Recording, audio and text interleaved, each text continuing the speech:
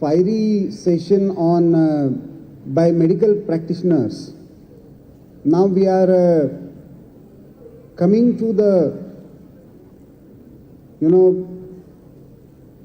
more to history, politics and the journalistic side of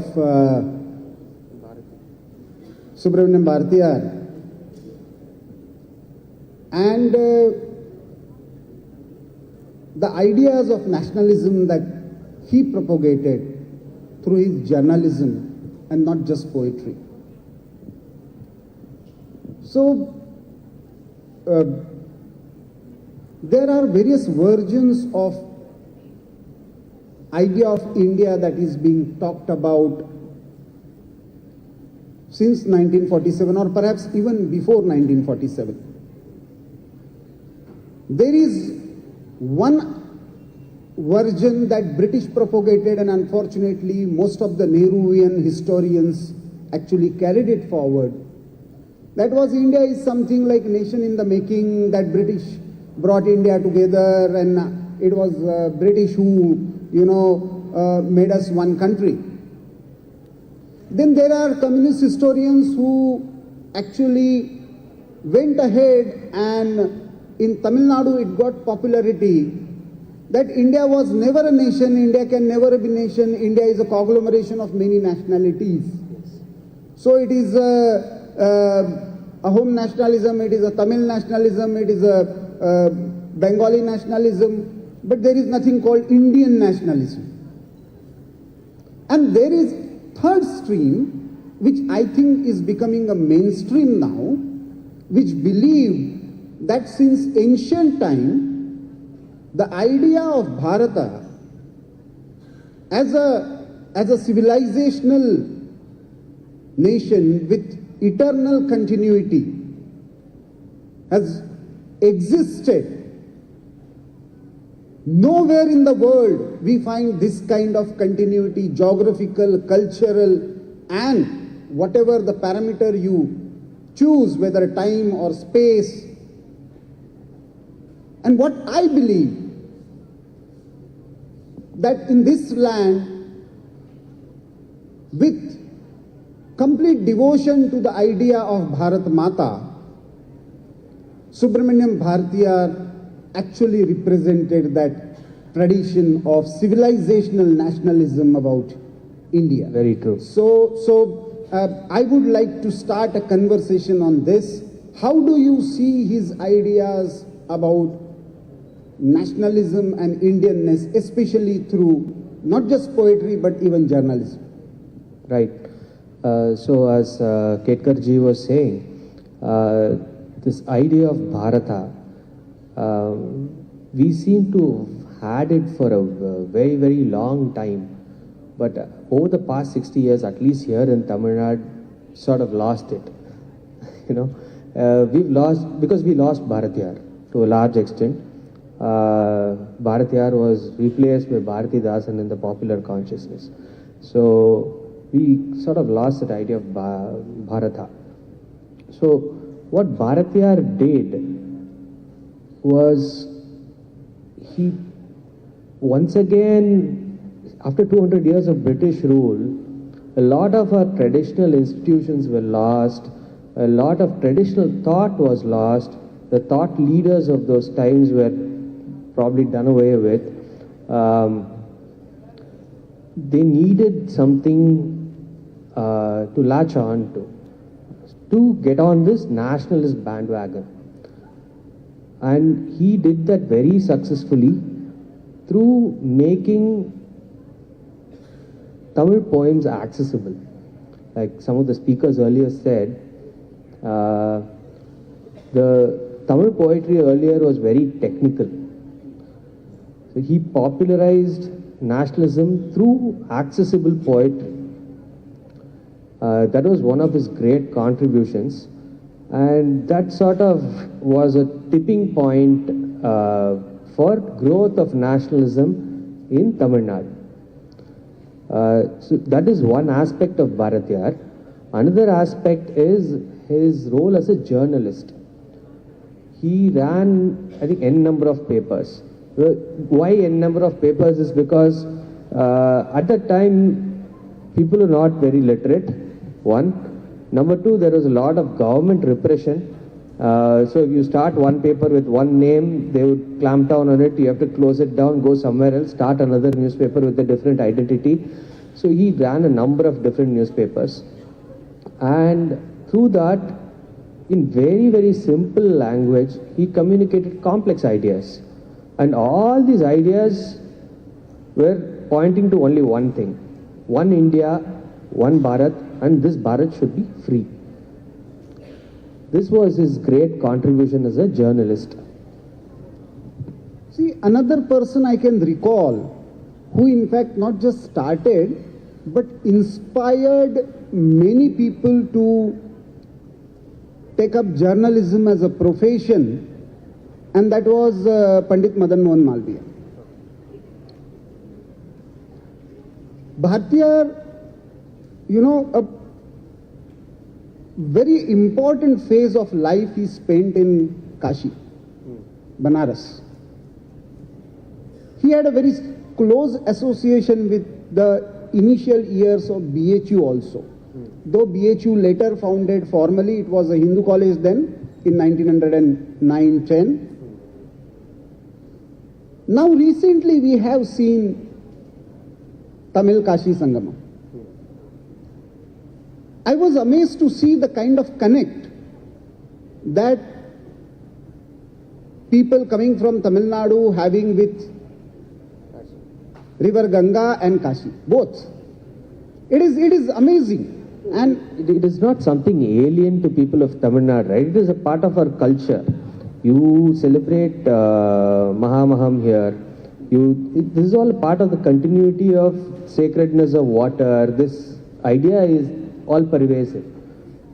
So it is Kashi is also not alien, because you have n number of Kashi Vishwanatha temples here, and Tenkasi temple is also said to be the original Kashi Vishwanatha deity which was there, which has been carried here and planted here. So Kashi is not something apart, because we are part of the same cultural continuity, right? So Kashi is part of Tamil cultural continuity. Tamil Nadu is part of Kashi's cultural continuity. No, I want to understand, how do you see that influence of Kashi in Bhartiya's writing and his ideas about nationalism?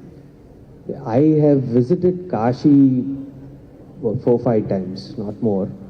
But whenever I visited there, I always felt this is the center of the universe. You wait here long enough, you will meet everybody on this planet at some point of time.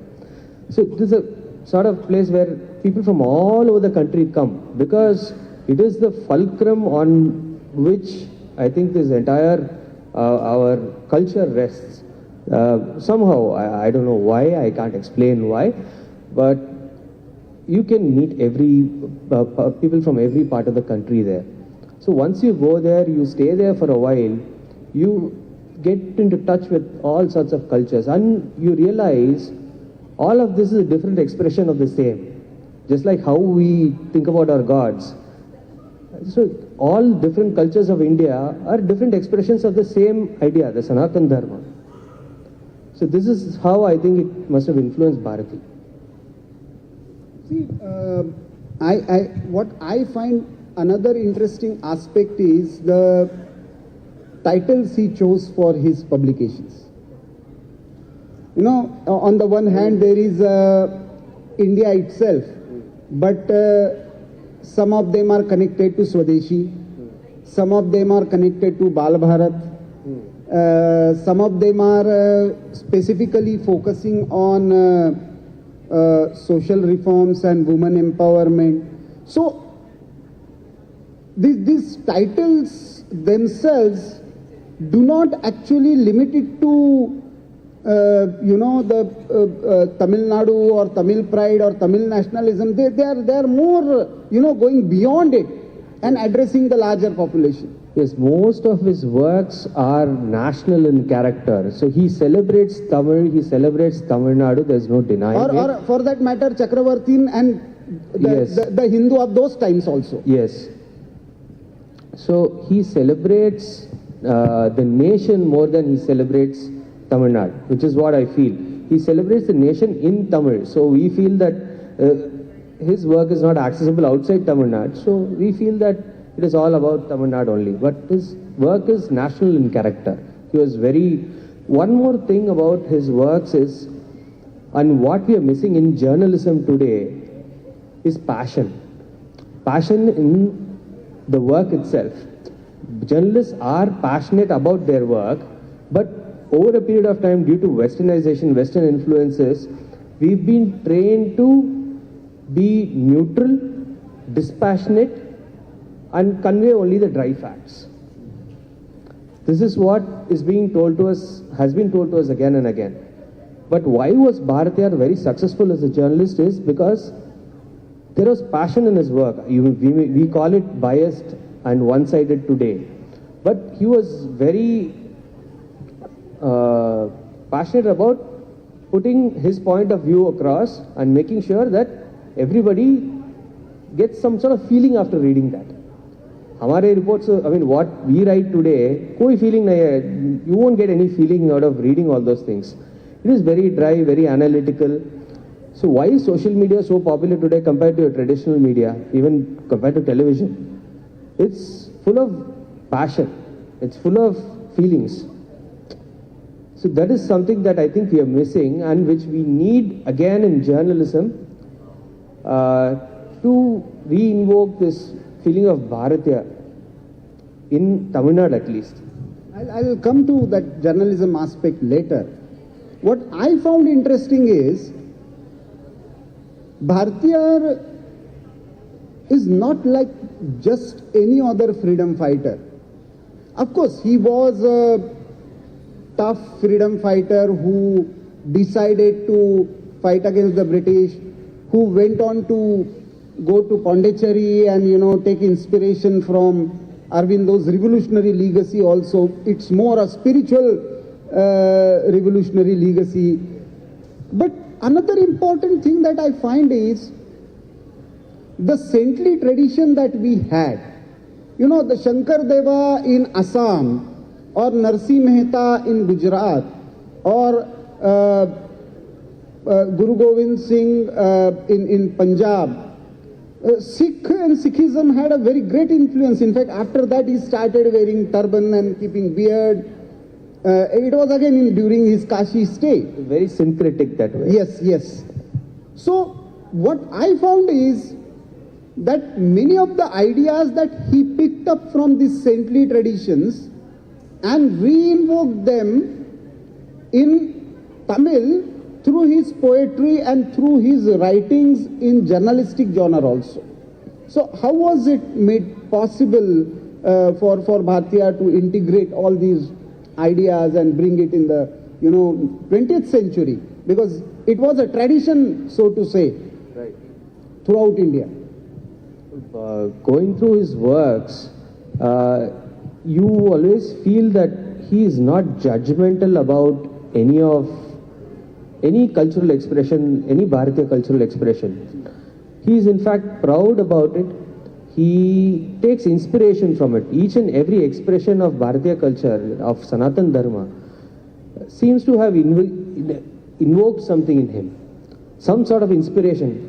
This is also possible. This is also possible. So he saw greatness in every expression of Sanatan Dharma. And which is why I think he brought everything that invoked some passion in him and condensed it into a very nice poetry. Another favorite topic that we find in Tamil Nadu is this entire debate of language imposition. And what I find very curious about Mahakavi Subramanyam Bharati is that he was, of course, his first love in linguistic term was Tamil, but he was equally proficient in Hindi, in English, in many other Indian languages, and still he took pride in Tamil. Now, how do you see the relevance of that tradition in the present debate because all Indian languages flourished together. In fact, before 1920s and 1930s, I tried to visit many original documents during entire British period, and surprisingly, barring few debates in Uttar Pradesh regarding Hindustani and Urdu, there is no language debate at all till 1930s and 40s. In entire Indian history, we had many more languages, we had many more dialects, but we never fought on the basis of languages. Why suddenly this fight on the basis of languages? So that started really because of what you mentioned right now, the debate between Hindustani or Urdu. We know how it started. I don't want to go very deep into it. But I think that sort of sparked the interest of certain politicians about how powerful this issue can be. In Tamil we call it Veeryam. I don't know what you say for that in English. So how powerful this language as a political tool can be.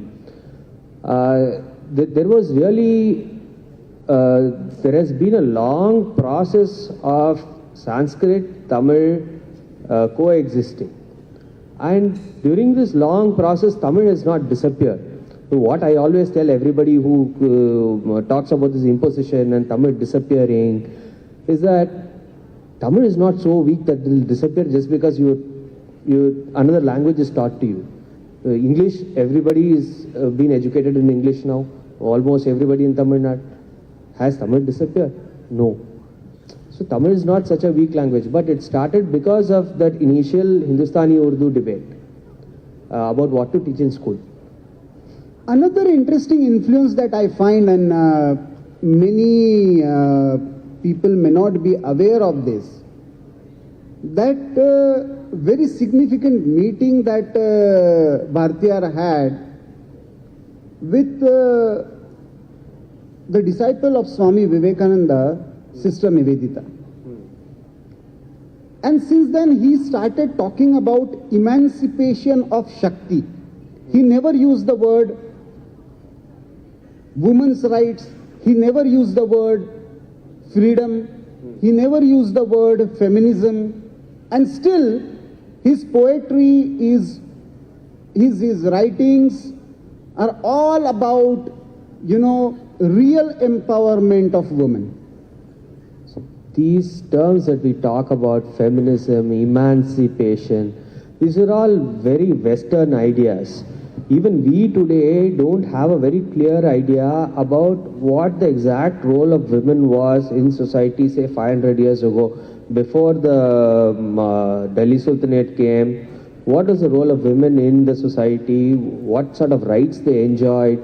Because we don't have a very good tradition of keeping records about what we do. We are very poor at it. Indians as a whole are very poor at it.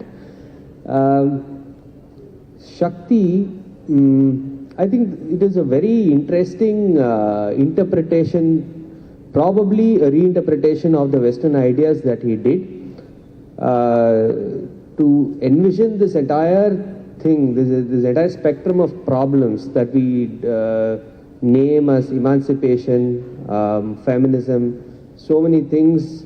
I think he just condensed everything into this one Shakti so that people can easily understand. That was his thing, again and again, simplify everything. There is another aspect. His association with Congress as a movement was very curious.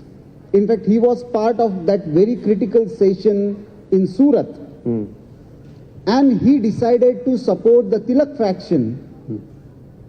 So, do you see any prospect, any possibility of reviving that connect of Kashi, Aurobindo, Tilak, and that spiritual nationalism that Subramaniam Bharati represented?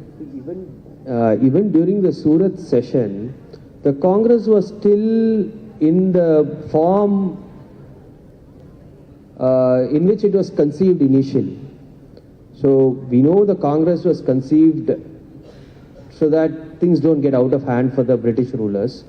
and it was composed mostly of the so-called moderates, who we call moderates right now, who basically didn't want any panga, and they just wanted to talk things out with the British to get some of their work done, get some perks here and there. They didn't really have a great idea about freedom. Initially, they didn't have, at least. No, they essentially believed in the wisdom and the justice of British Raj. Yes. So they believed that, putting some petitions and demands to the British Raj will automatically lead to... Yes. And somehow it was a divine dispensation in their wisdom. Yes. So, but Surat session was a, complete departure from that tradition. It was a departure because it was a disruption to their tradition, to all their sessions so far. So that is when Tilak comes out as a big character, and I think it is only natural Subramania Bharati went in that direction, because he was a revolutionary kind of guy. He wanted to get things done now, get freedom today, if possible, this minute. So Tilak would have appealed to him much more than the so-called moderate faction. One important aspect that I would like to, highlight is Subramaniam Bharati was a very important force in this entire movement against partition of Bengal. Though people generally talk only of Lal, Bal and Pal, Lala Lajpat Rai, Bipin Chandra Pal and Bal Gangadhar Tilak. In Tamil Nadu, Vanga Bhanga and Vande Mataram got lot of traction, and I find it very surprising when I see a lot of voices coming from Tamil Nadu, present day Tamil Nadu, that time Madras province, against the partition of Bengal. Now Bengal was partition, it was just a Bengali speaking province, partition on religious lines, entire nation gets together to fight against it, and fight in such a way that British were forced to take back that partition in 1911. So 1905 to 1911, the kind of nationalism that we see in this land, why did we suddenly miss that in the post-independent period? See, during that time, I would say, this touches on very sensitive topics which I don't want to talk about. So at that time, I think we still had some sort of, and mostly thanks to the works of Bharatiyar, which made nationalism very catchy. Any division based on religion I think people had an idea that it will become permanent. They are planning this and this will become permanent. That sort of fear was there, and since we always envisioned Bharat as a much larger entity than what it is today,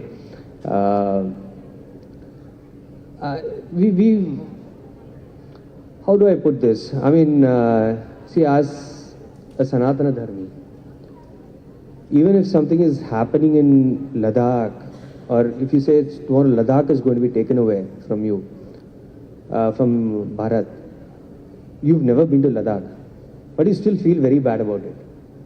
Because that is part of your soul, that is part of your consciousness, right? But today I think what has happened is we've moved, a lot of people have moved away from their roots, especially with the very fast pace of urbanization. And once you move away from your roots, and what is influencing us today is not our ancient thoughts. It's, for a majority of people, that is not what is influencing their daily lives. We are very enamored by the West. We have that mentality where English is still superior. So these are the kind of cultural trends that have taken us away from that sort of thinking. That wo bhi hamara hai. That thinking is gone. Maybe they feel Kashmir should decide things on that. Now, I would like you to speak on a subject that has been close to the heart of each and every person of India, especially in southern India, that is close to your heart also. This entire debate about temples. You know, temples and yatras played very critical role in this nationalism and connectivity. If you see 1857, for instance, many people think, oh, nothing happened in South. It's not the case. In fact, I feel that right from 1498, the time Vasco da Gama arrived, since then South was continuously fighting. In fact, we find similar kind of actual freedom movement happening from 1780s to 1840s. In this part of the world, what started happening because in the north, because perhaps that time settling the things with Islamic invasion was more important for north. So that's why you find Velu Nachiyar and Marutu Pandian brothers and, you know, they coming up with this Jambudvipa declaration. Then we realize that temples are critical. Then we realize that, you know, saving these temples are critical. How we can bring back that in our debate, in our media discourse, and how, what do you think that this, you know, this essence of temples in saving this civilizational nation? What should be the approach? So temples, the kshetra is important. How important it is the Puranas, from the time of the Puranas, they have extensive lists of kshetras of this Bharata Desha. So whatever is Sanatana Dharma country has been mapped out extensively in the Puranas, in a very detailed manner. Whoever may be ruling over the land, that is immaterial for us. Maybe today Pallava is ruling, tomorrow Chola is ruling, that is immaterial. But Divya Kshetra is there, and these Divya Kshetras have been mapped very nicely in the Puranas. So what we get is, again, one thread, which is Sanatana Dharma, and these are all temples.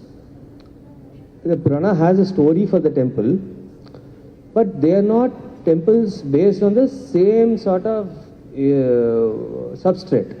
For example, temples in the south are based on Agama Shastra. So Bengal, they are all based on some Tantra Shastras. In Kerala, they are based on some other Tantra Shastras. So there's a huge diversity here. Despite these diversities, the Punya Kshetras are all listed with equal importance.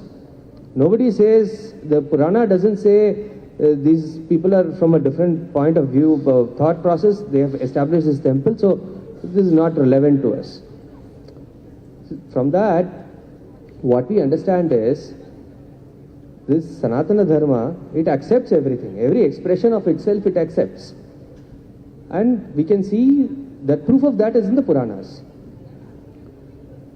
So today, what has happened is, after the establishment of the HRNC or the Devaswam boards elsewhere, the same thing that has happened with our water management systems has happened with the temples as well.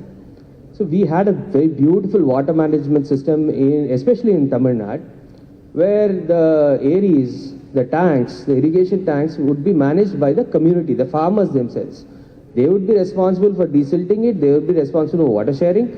Everything would be done at the community level, and these systems are functioning beautifully.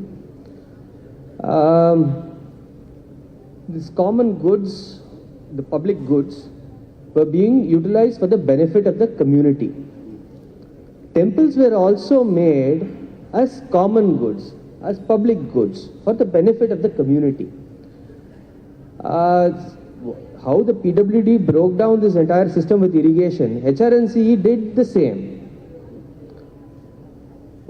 There is no doubt that HRNCE has to be done away with. Number one, what it does is it locks away the resources of the Hindu community into the hands of somebody else. We are no more in control of our resources so that we can provide for our own community.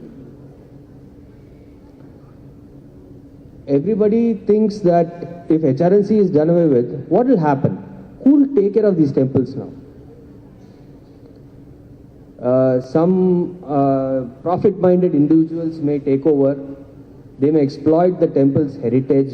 They may exploit the temple's popularity to make money. My view is quite controversial on that. I'm like, why not?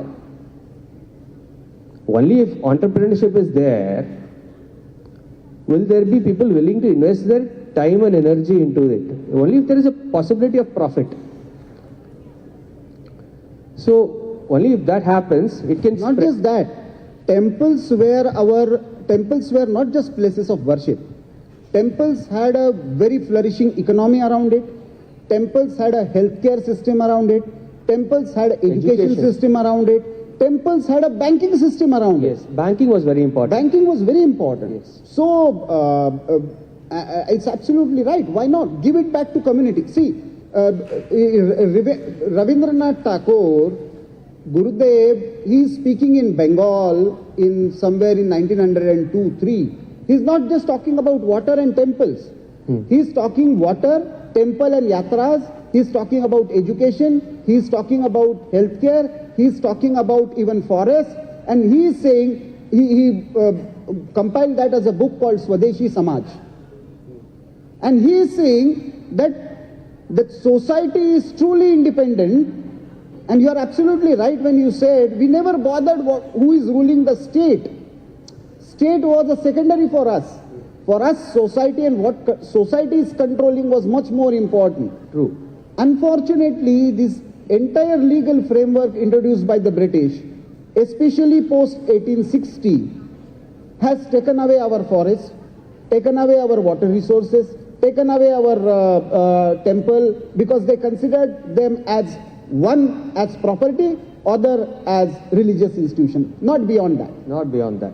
They didn't understand. I think more so they did it because they perfectly understood how it made this society function. They wanted to make it dysfunctional and dependent on an external apparatus. These self-sufficient societies break them down so that they can become dependent on us, on our system. Now, in the last part, I would like to bring back to the media discourse. Now, we have discussed Subramanian Bharati, we have discussed Sanatan ideas. I really find it very difficult. Like, for example, this whole idea of secularism. You know, somebody is standing hand in glove with Owaisi, oh, it's a secular alliance. Somebody is standing with Yogi, oh, it's a communal alliance. Means, where does this come from? And we in media openly, mainstream these ideas. So, entire media discourse, essentially it starts in English, but eventually it comes down to our other Indian languages also in media platforms, and eventually they become the mainstream discourse of the society. Because I was asking somebody in some corner of Bihar, I remember when I started my journalistic thing in 1990s, it was I think 1999 election, and I was asking somebody why you wouldn't vote for, he said, I will vote for this and this person. I said, why? So, he, in a typical Bihari accent, he said that he is very secular. वो बिहार में बहुत बोलते हैं.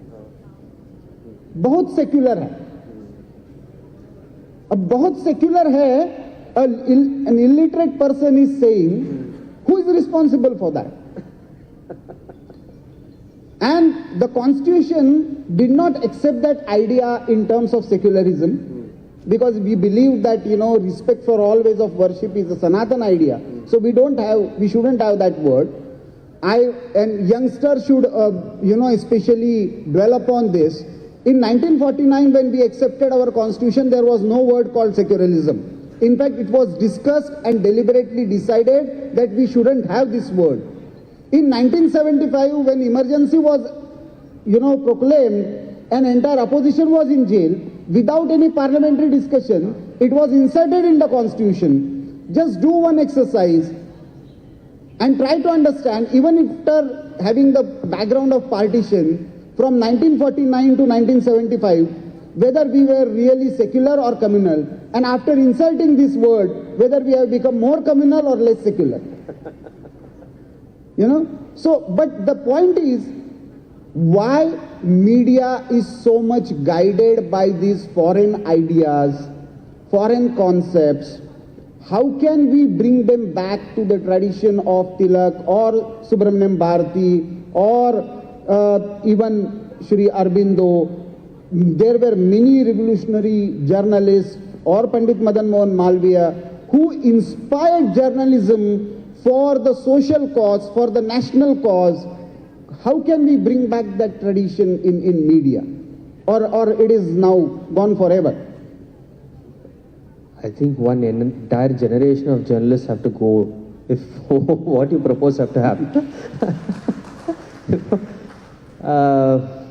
It is very, very difficult to bring it back is what I feel.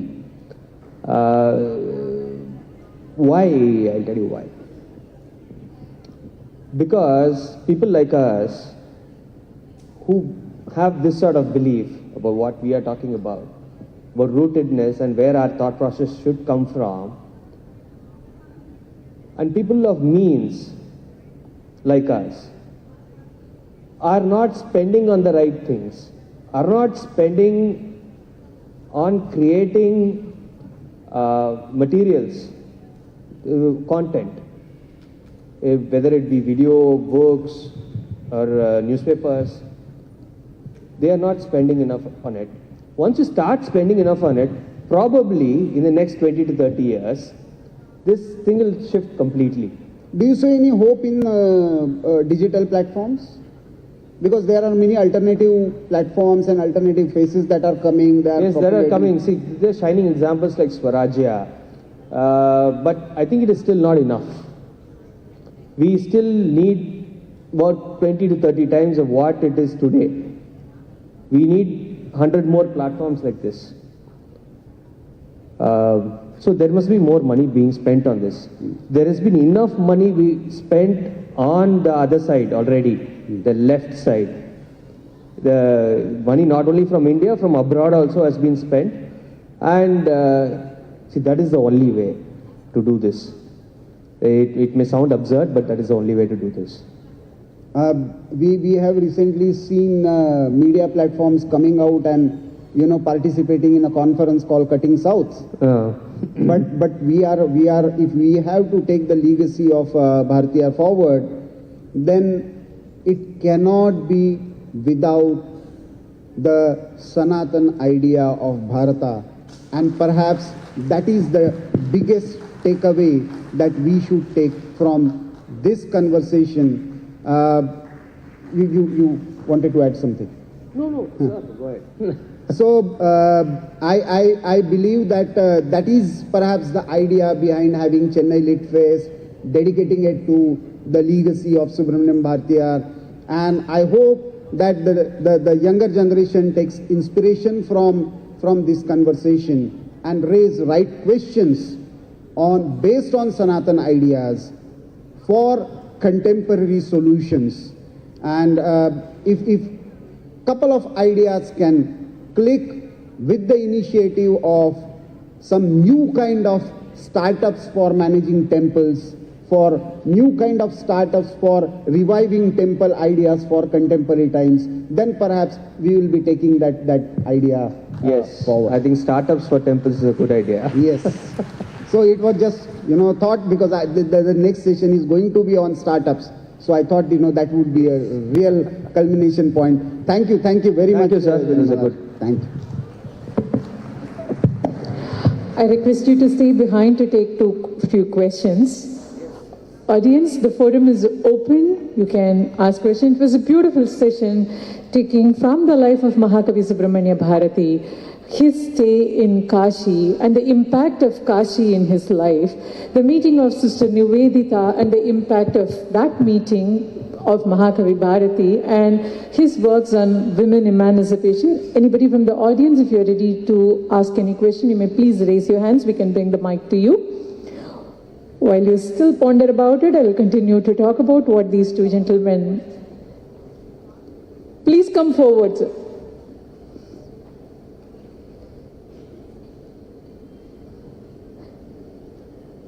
Surendranji, are you there? Could someone help them with the mic?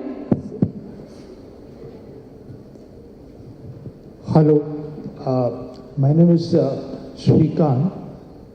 I would like to look at this Ayodhya temple which would be formalized by January, February or before the elections.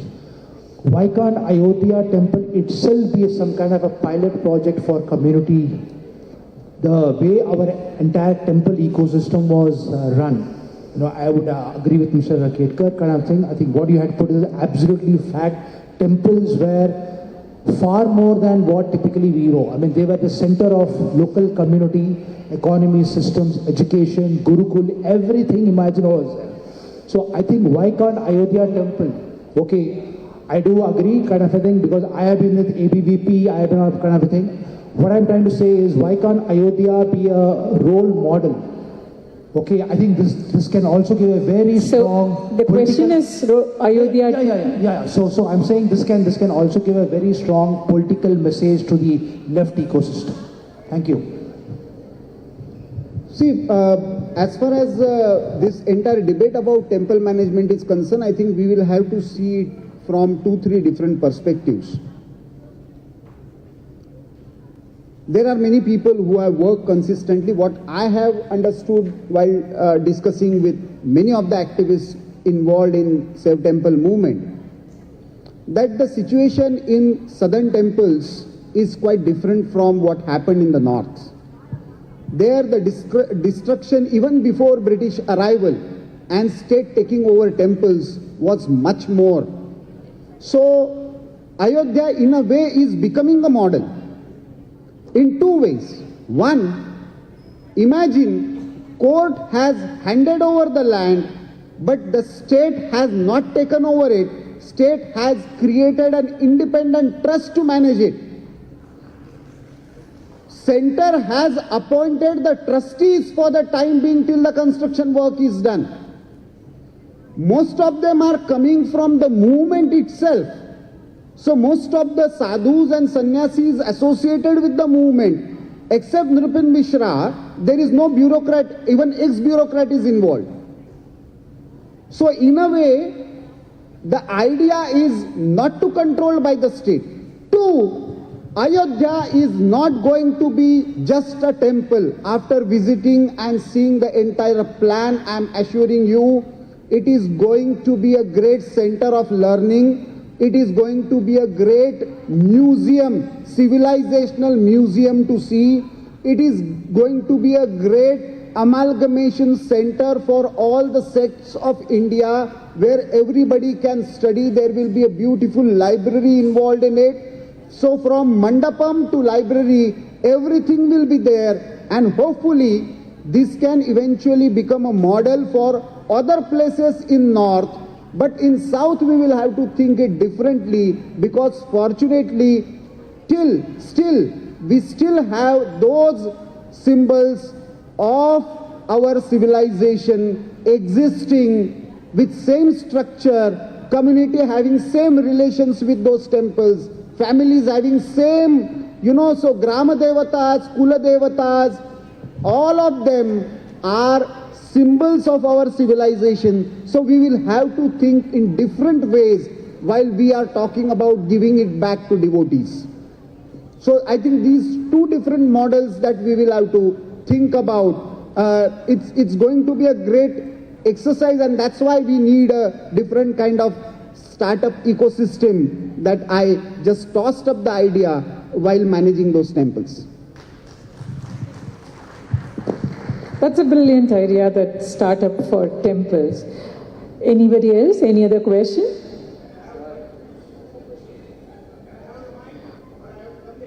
So you may have to come here.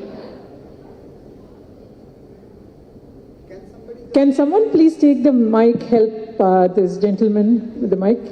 He's on the right side aisle. From the dais, right side aisle, an elderly gentleman, so thank you so much for taking the mic.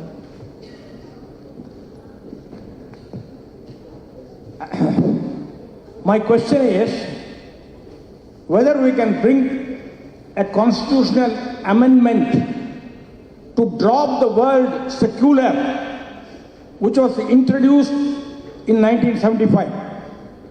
India is a secular country because majority of the people follow a religion which has got religion's tolerance for all other religions. We are not secular because of our constitution. We are secular because of our ancient values. Why this word secular in the constitution? Can you not remove it by an amendment as we threw away Article 317? Thank you. I think that was the thinking of our constitution makers also. But over the period of time, it has got, so much of sanctity, politically and intellectually, that we will have to fight it differently. See the irony. The irony is, in Indian civilization, the state was always secular. And anywhere in the world, a nation cannot be secular. But the people who declared their religion as the state religion are considered as secular. Akbar is secular. See the irony. Shivaji Maharaj, who said, no, my religion, for my religious purpose, state money cannot be used. He is considered as communal.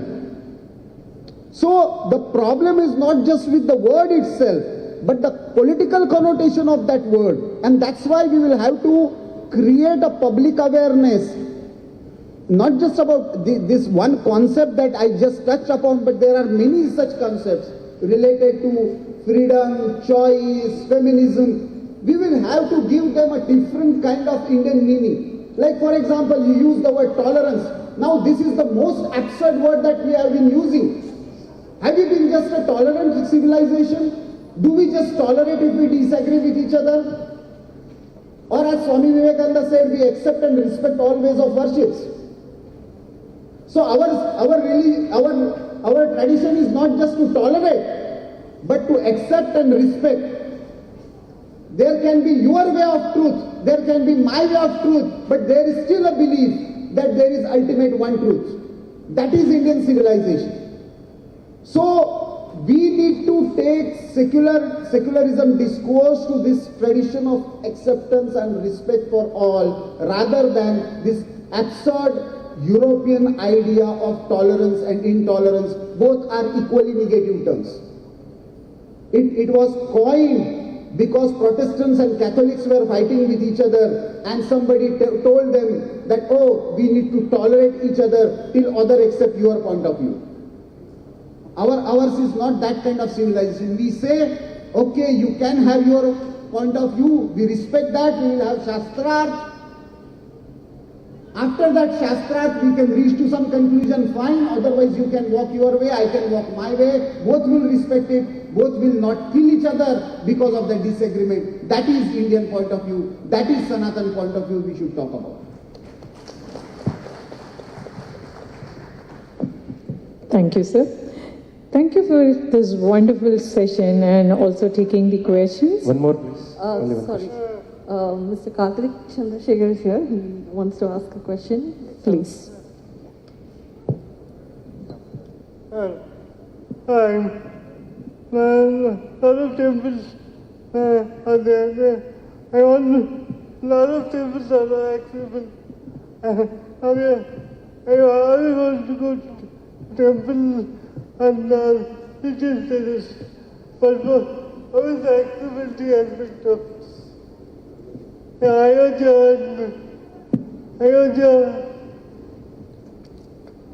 Because Chennai, most temples are not accessible.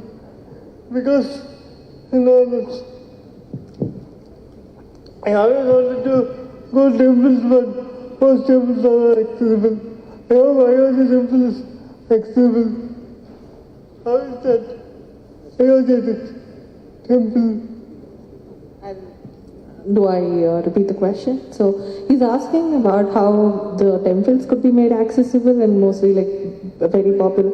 How is Ayodhya temple in terms of accessibility? In terms of accessibility, how is Ayodhya temple and other popular temples where he wishes to actually travel but then couldn't access them because he hasn't found it accessible. So, and what are the measures and how are we going about it is his question. Thanks. Have you tried visiting Kashi Vishwanath temple? If you try now, the new corridor that is built, it is accessible to each and every person.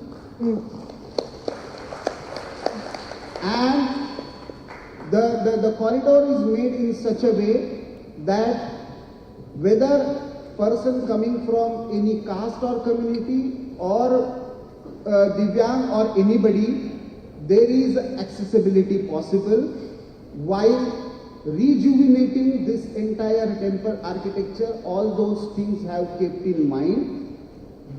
When you are reconstructing or rebuilding something, this is possible.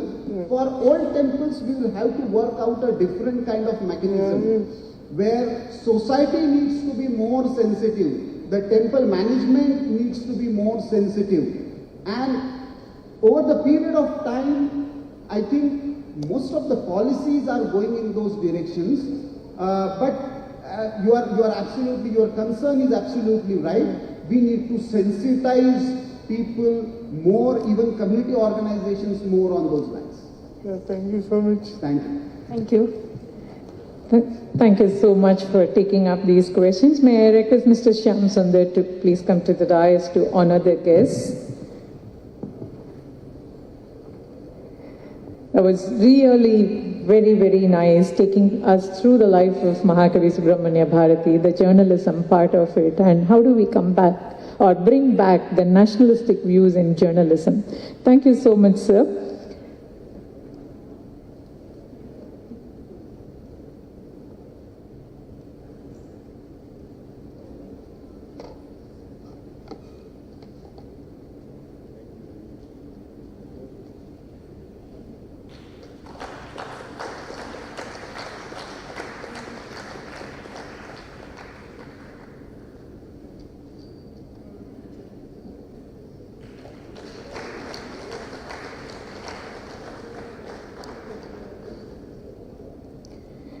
And now we are moving on to our next session, the discussion on Indian entrepreneurship.